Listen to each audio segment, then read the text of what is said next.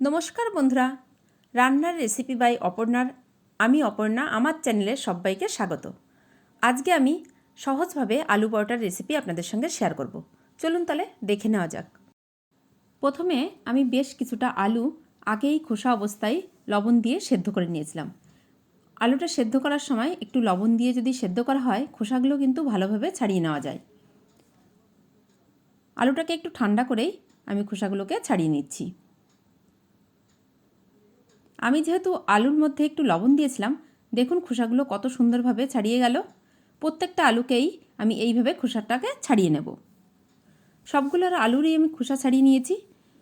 এবার এই আলুটাকে আমি রান্না করে নেব। তার জন্য একটা কড়াই বসিয়ে দিলাম। এবার এই কড়াইয়ের মধ্যে 1 টেবিল চামচ মতন দিয়ে দিলাম রিফাইন অয়েল। খুব বেশি তেল দেওয়ার কোনো প্রয়োজন নেই, আমি খুব অল্প তেলেই এই রান্নাটা করব। জিরেটা ভাজা হয়ে গেলে এর মধ্যে দিয়ে দিচ্ছি গ্রেট করা আদা আর কুচানো কাঁচা লঙ্কা। এবার আদা আর কাঁচা লঙ্কাটাকে 30 থেকে 40 সেকেন্ড মতন ভেজে নেব। তারপর এর মধ্যে দিয়ে দিচ্ছি একটু বড় করে কুচানো একটা পেঁয়াজ। পেঁয়াজটাকেও ভালো করে নাড়াচাড়া করে নিচ্ছি। পেঁয়াজটাকেও কিছুক্ষণ নাড়াচাড়া করে নিয়ে এর মধ্যে দিয়ে দিচ্ছি কুচানো টমেটো। আমি কিন্তু সবগুলো উপকরণ একসঙ্গে দিয়ে ভাজছি না, একটা একটু ভাজা হয়ে গেলে কিন্তু অন্যটা ব্যবহার করছি, এতে টেস্টটা খুবই ভালো হয়। টমেটোটাকে দিয়েও 30-35 সেকেন্ড ভেজে নিয়ে তারপরে কিন্তু আলুগুলোকে দিয়ে দিলাম। এবারে আলুটাকে সমস্ত মশলার সঙ্গে কিছুক্ষণ ভেজে নেব। এই সময় ওভেনের ফ্লেমটাকে একদম মিডিয়াম টু লোতে রেখেছি। আলুটাকে কিছুক্ষণ ভেজে নিয়ে এর মধ্যে দিয়ে দিলাম স্বাদ মতন লবণ, আর দিয়ে দেবো এর মধ্যে অল্প পরিমাণে ধনিয়া গুঁড়ো আর সামান্য একটু জিরে গুঁড়ো। খুব অল্প পরিমাণে দিয়েছি কিন্তু। আর দিয়ে দিলাম হলুদ গুঁড়ো। সমস্ত কিছু দিয়ে আরও কিছুক্ষণ আলুটাকে ভেজে নেব। আলুটা দেখছেন গোটা গোটা রয়েছে, এটাকে কিন্তু আমি একটা সবজি ম্যাশার দিয়ে ম্যাশ করে নেব। আপনারা চাইলে খুন্তি দিয়ে এইভাবে একটু কেটে কেটে নিয়ে হাতা দিয়েও চেপে চেপে এটাকে ম্যাশ করে নিতে পারেন। একটু ভালো করেই ম্যাশ করতে হবে, যাতে করে আলুর কোনো দানাদার অংশ এই আলুর মিশ্রণের মধ্যে না থাকে। দানাদার অংশ যদি আলুর মিশ্রণের মধ্যে থাকে তাহলে কিন্তু পরোটা বেলার সময় এটা ফেটে যাওয়ার সম্ভাবনা থাকে। তাই আলুটাকে একটু ভালো করেই ম্যাশ করে নিতে হবে। আলুটাকে ম্যাশ করে নেওয়া হয়ে গেছে। এবার এটাকে একটু ড্রাই করে নেব। তাই খুন্তি দিয়েই কড়ার গায়ে ভালো করে ছড়িয়ে দিচ্ছি, আর ওভেনের ফ্লেমটাকে একদম মিডিয়ামে রেখেছি। এবার এর মধ্যে দিয়ে দিচ্ছি অল্প পরিমাণে ধনেপাতা কুচি। আলুর পুরটা আমার প্রায় রান্না হয়ে এসেছে।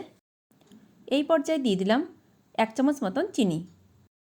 এবার ধনেপাতা কুচি আর চিনিটাকে ভালো করে আলুর সঙ্গে মিশিয়ে নিচ্ছি। আপনারা দেখতে পাচ্ছেন আলুর পুরটা কিন্তু নিচের দিকে লেগে যাচ্ছে। এই সময় ওভেনের ফ্লেমটাকে একদম লোতে করে দিয়ে কিছুক্ষণ নাড়াচাড়া করে নিতে হবে, আর খুন্তি দিয়ে আলুর মিশ্রণটাকে একটু ছড়িয়ে দিতে হবে। তাহলে তাড়াতাড়ি কিন্তু এটা একটু ড্রাই হয়ে যাবে, আর আলুর পুরটা যত ড্রাই হবে পরোটাটা কিন্তু তত ভালো হবে। এবার এর মধ্যে দিয়ে দিচ্ছি অল্প পরিমাণে গরম মশলার গুঁড়ো। সামান্য একটু গরম মশলার গুঁড়ো দিয়েও ভালো করে আলুর পুরের সঙ্গে নেড়ে মিশিয়ে নিচ্ছি। পুরটা কিন্তু আমার একদম রেডি হয়ে গেছে। আর একটু ড্রাই করে আমি এটাকে নামিয়ে নেব।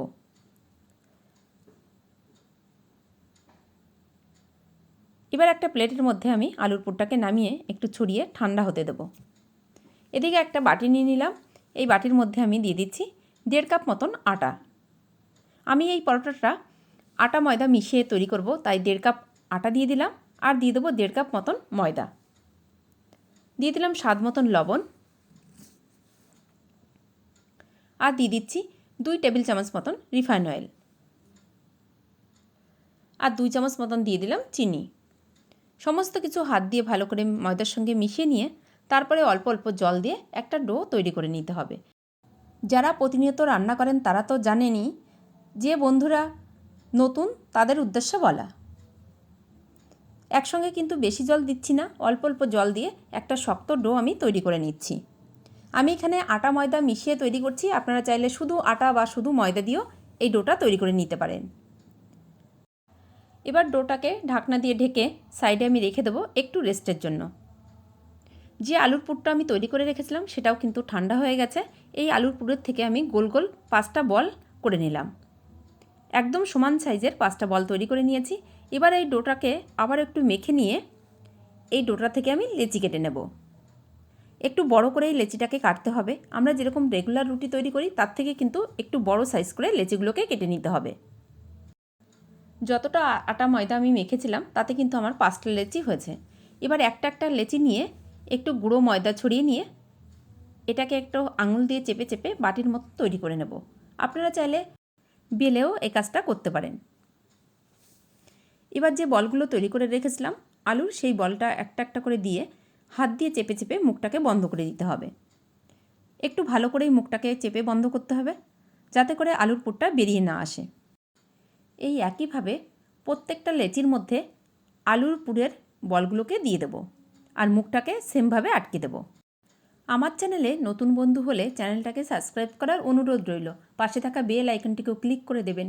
যখনই আমার চ্যানেলে নতুন কোনো ভিডিও আপলোড করব সবার আগে নোটিফিকেশন পৌঁছে যাবে আপনার কাছে। আর যদি আপনি এই ভিডিওটা আমার ফেসবুক পেজে দেখে থাকেন অবশ্যই কিন্তু পেজটাকেও ফলো করে নেবেন। সবগুলো লেচির মধ্যে আলুর পুর ভরে নেওয়া হয়ে গেছে। এবার একটা একটা আলুর পুর ভরার লেচি নিয়ে হাত দিয়ে এইভাবে একটু চেপে চেপে একটু ছড়িয়ে নিয়ে তারপরে কিন্তু বেলন দিয়ে আলতোভাবে বেলে নিতে হবে। খুব পিষার দিয়ে কিন্তু বেলা যাবে না, তাহলে আলুর পুরটা বেরিয়ে আসতে পারে। আলতো হাতে এই পরোটাগুলোকে বেলে নিতে হবে।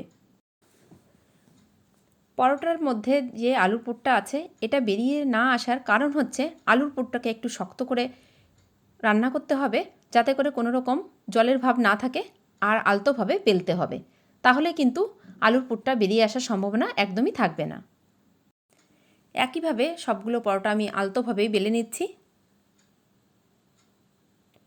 সবগুলো পরোটা বেলে নিয়ে আমি চলে যাব ভাজতে। এদিকে একটা ফ্রাই প্যান গরম হতে বসিয়ে দিয়েছি। প্যানটা গরম হয়ে গেছে। এবার প্যানের মধ্যে তেল না দিয়েই প্রথমে একটা পরোটা দিয়ে দিলাম, তারপরে সাইডে একটু তেল দিয়ে সেই তেলই অল্প অল্প করে পরোটার উপরে ব্রাশ করে দিচ্ছি। আমি এখানে রিফাইন তেল দিয়েই কিন্তু পরোটাগুলোকে ভাজছি। আপনারা চাইলে বাটার বা ঘিতেও ভাজতে পারেন। এইভাবে মিডিয়াম টু লো ফ্লেমে পরোটাগুলোকে একটু লাল লাল করে ভেজে নেব। আর মাঝে মধ্যে পরোটার গায়ে অল্প অল্প করে তেল ব্রাশ করে দেব, তাহলে খুব অল্প তেলেই কিন্তু পরোটাগুলো ভাজা হয়ে যাবে। আমি পরোটাগুলোকে একটু মুচমুচে একটু লাল লাল করে ভেজে নিচ্ছি।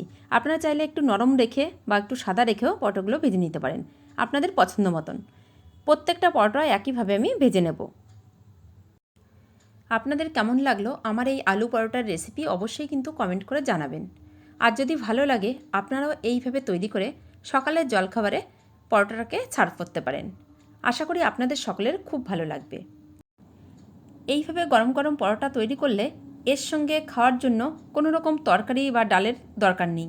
এটা শুধু শুধু বা একটু সসের সঙ্গেই কিন্তু খেতে বেশ ভালো লাগে।